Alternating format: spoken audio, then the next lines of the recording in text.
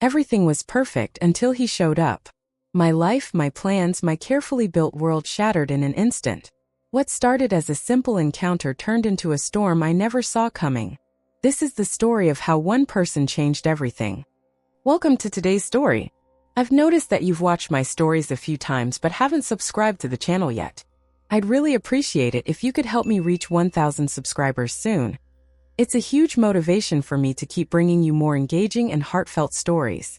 Thank you so much for your support. Now let's dive into today's tale. It's a story about choices, secrets, and the consequences that come with them. Our main character, Claire, finds herself torn between the life she's built and the passion she can't resist. Will she find a way to reconcile her desires with her responsibilities? Stay tuned until the end to see how she navigates this emotional journey. Let's begin. I had lived here for over a decade, long enough to know its rhythm, to have tasted its highs and lows. But nothing had ever made my heart race like the sight of him. It all started when I decided to rent out the spare room in my loft. My husband, Daniel, ever the practical man, saw it as a way to offset the rising cost of living. But to me, it felt like an open door to something unpredictable. And oh, how right I was. He arrived on a crisp October evening, his presence announced by the soft thud of a duffel bag hitting the floor. His name was Kai, and he was everything I wasn't: young, free, and unapologetically bold. He had just moved to the city, chasing a dream I couldn't quite place. But there was something about him that made me want to know more. Kai was tall, with a lean frame that spoke of someone who spent more time outdoors than in a gym. His skin was the color of burnt caramel, and his eyes, a shade of hazel that shifted with the light, seemed to hold secrets I desperately wanted to uncover. He had a quiet confidence, the kind that made you feel like he knew exactly who he was and where he was going. For the first few weeks I kept my distance, telling myself it was just curiosity. But I couldn't help but notice the way he moved, the way his laughter filled the apartment like a melody I hadn't heard in years. He was polite, always offering to help with small tasks. And his voice, low and smooth, like the hum of a bass guitar, lingered in my mind long after he'd spoken. Then came the night of the broken heater. It had been acting up for days, and I finally decided to call for help. But Kai, ever the problem solver, insisted he could fix it. "I used to work with my uncle on stuff like this," he said with a shrug, his confidence both disarming and intoxicating. I stood in the doorway watching as he knelt by the heater, his hands moving with a precision that fascinated me. He was wearing a loose hoodie that slipped off one shoulder, revealing a sliver of skin that glowed in the dim light. I told myself I was just there to supervise, but my eyes betrayed me, tracing the curve of his neck, the way his fingers worked with such ease. At one point he glanced up, catching me staring. His lips curved into a small, knowing smile, and for a moment, the room felt too small, too warm. "Almost done," he said, his voice low and steady. I nodded, my throat suddenly dry, and retreated to the kitchen, pretending to busy myself with a cup of tea. But that night as I lay in bed I couldn't shake the image of him. His confidence, his smile, the way he seemed to see right through me. I knew then that I was in trouble. The next evening, I found myself standing outside his door, my heart pounding in my chest like a drumbeat that refused to quiet. The hallway was dimly lit, the faint hum of the city outside barely audible through the walls. I had dressed carefully, choosing a silk blouse that clung just enough to suggest intention without crossing the line into desperation. The fabric whispered against my skin as I moved, a constant reminder of the step I was about to take. I knocked, the sound echoing in the quiet hallway like a gunshot in the stillness. For a moment there was nothing but silence, and I wondered if he was even there. But then I heard the soft shuffle of footsteps, and the door swung open. Kai stood there, wearing nothing but a pair of sweatpants and a tank top, his hair slightly damp from a recent shower. A faint sheen of water still clung to his skin, catching the light in a way that made him look almost otherworldly. He raised an eyebrow, a smirk playing on his lips as if he had been expecting me all along. "Hey," I said, my voice steady despite the storm raging inside me. "I was wondering if you'd like some company." He didn't respond immediately, his eyes scanning me with an intensity that made my breath hitch. For a moment, I thought he might turn me away, but then he stepped aside, gesturing for me to enter without a word. The room smelled like him, sandalwood and something earthy, something uniquely Kai. It was a scent that had been lingering in my mind ever since he moved in. And now it surrounded me, pulling me deeper into his world. I sat on the edge of his bed, my knee brushing against his as I spoke. The contact was electric, sending a jolt of warmth through me that I couldn't ignore. I realized something earlier, I said, my voice barely above a whisper. Daniel's away on a business trip. He won't be back until tomorrow. His eyes darkened at the mention of my husband, and for a moment, I thought I saw a flicker of hesitation. But then it was gone, replaced by something far more dangerous, something that made my pulse quicken and my stomach twist with anticipation. Is that so? He said, his voice low and smooth like the hum of a bass guitar. He leaned back slightly, his gaze never leaving mine. And what exactly are you suggesting, Claire? I swallowed hard, my throat suddenly dry. I'm not suggesting anything, I said, though the way my fingers trembled as I reached for the hem of my blouse betrayed my words. I thought maybe we could talk. He chuckled, a deep, rumbling sound that sent shivers down my spine. Talk, he repeated, as if testing the word on his tongue. Is that what we're calling it now? I didn't respond, not with words. Instead, I let my actions speak for me, my fingers fumbling with the buttons of my blouse until it slipped from my shoulders and pulled at my feet. His eyes followed the movement, his expression unreadable but his breathing noticeably quicker. For a moment, neither of us moved, the air between us thick with tension. Then with a slow, deliberate movement he reached out, his fingers grazing my cheek before sliding into my hair. His touch sent a shiver down my spine, and I found myself leaning into him, my breath catching in my throat. Claire, he murmured, his voice low and rough like the growl of distant thunder. It wasn't a question but a statement, a declaration of something I couldn't quite name. I didn't respond, not with words. Instead, I closed the distance between us, my lips meeting his in a kiss that was both tender and desperate. His hands moved to my waist, pulling me closer until there was no space left between us. The silk of my blouse felt like a barrier, one I was eager to remove, and as if reading my mind, his fingers found the buttons, undoing them one by one with a patience that made my heart race. The room was quiet, save for the sound of our breathing and the occasional creak of the bed as we shifted closer. His lips left mine, trailing down my jawline to the sensitive spot just below my ear. I gasped, my fingers tangling in his hair as he continued his exploration, his hands roaming over my skin with a confidence that left me weak. Kai, I whispered, his name a plea and a prayer all at once. He didn't answer, not with words. Instead, he guided me back onto the bed, his body hovering over mine as he looked down at me. His eyes searching mine for something, permission perhaps, or maybe just confirmation that this was real. I nodded, my hands gripping his shoulders as he lowered himself onto me, his weight both comforting and exhilarating. His voice, and I was lost in him, completely and utterly. The days that followed were a whirlwind of stolen moments and secret glances.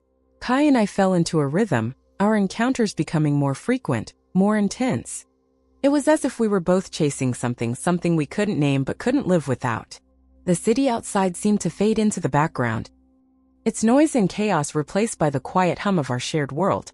Every stolen kiss, every whispered word, every lingering touch felt like a secret rebellion against the life I had built with Daniel.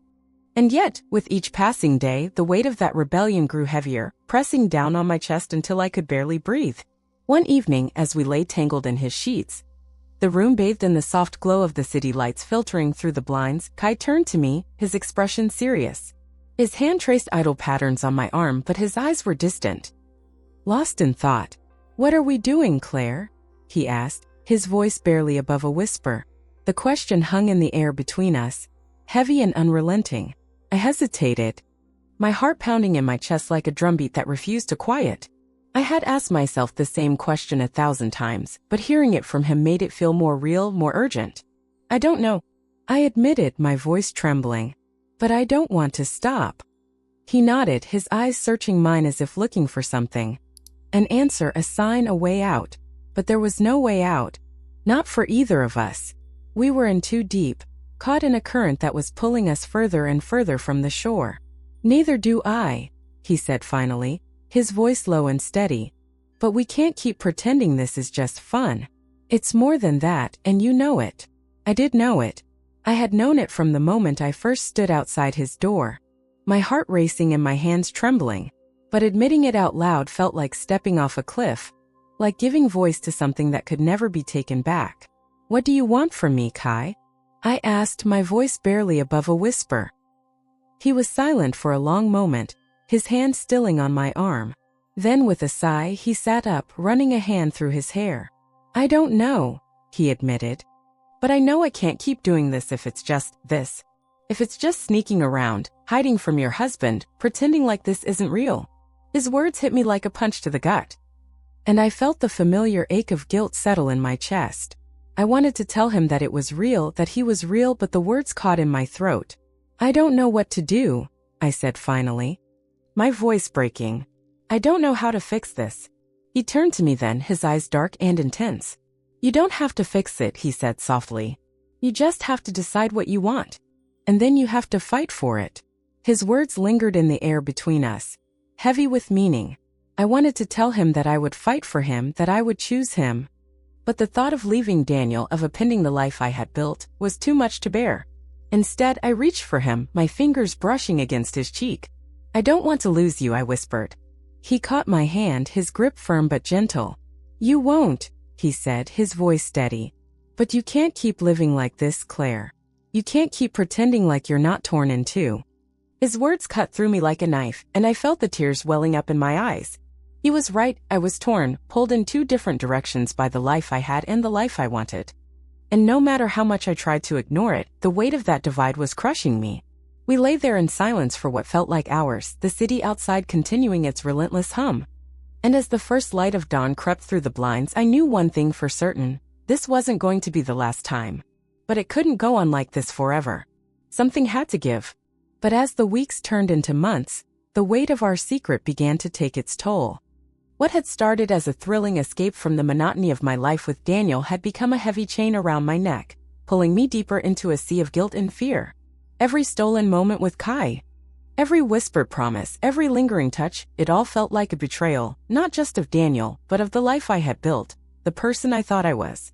Daniel, once warm and attentive, had grown cold and distant. His smiles were rare now, replaced by furrowed brows and sharp, probing questions.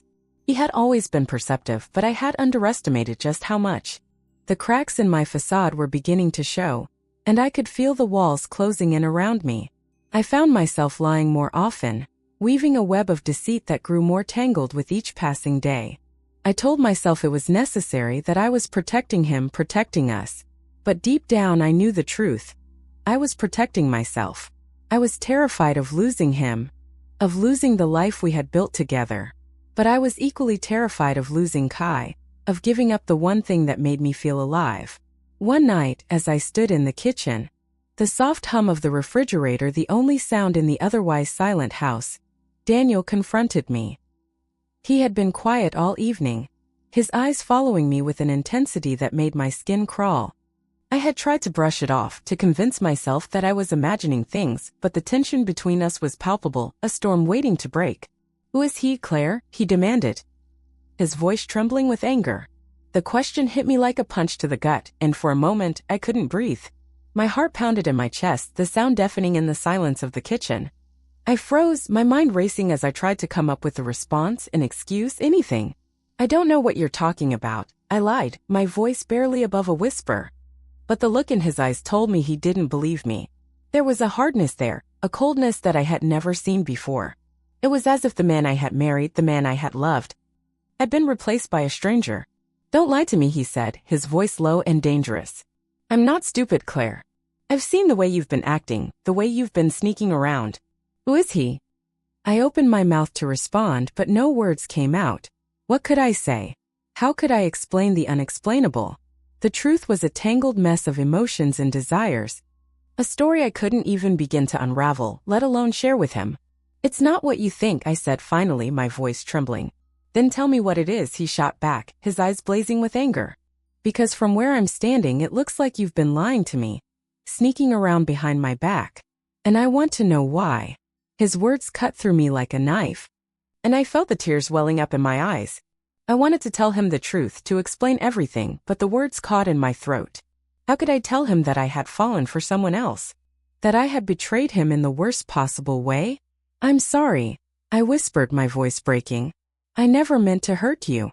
But the words felt hollow even to me. The damage had been done. And there was no going back. The life we had built together, the trust we had shared, it was all crumbling around me, and I was powerless to stop it. Daniel stared at me for a long moment, his expression unreadable.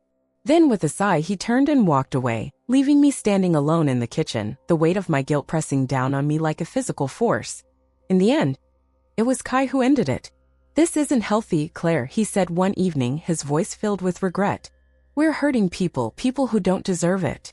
The words hit me like a punch to the gut. And for a moment I couldn't breathe. We were sitting on the edge of his bed, the room bathed in the soft glow of the city lights filtering through the blinds. The air between us was heavy with unspoken words, with the weight of everything we had been avoiding.